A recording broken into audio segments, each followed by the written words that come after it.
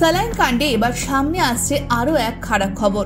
এবার প্রসূতির সদ্যজাত সন্তান প্রাণ হারালো। মেদিনীপুর মেডিকেল কলেজের এসএনসিইউ বিভাগে ভর্তি ছিল সদ্যজাত শিশুপুত্র। জন্মের পর থেকেই তাকে ভর্তি রাখা হয়েছিল এসএনসিইউতে। প্রসূতি মা রেখা সাউয়ের শিশুপুত্র সে। রেখা সাউ অবশ্য ধীরে ধীরে সুস্থ হয়ে উঠছেন। তাকে রাখা হয়েছে জেনারেল বেডে।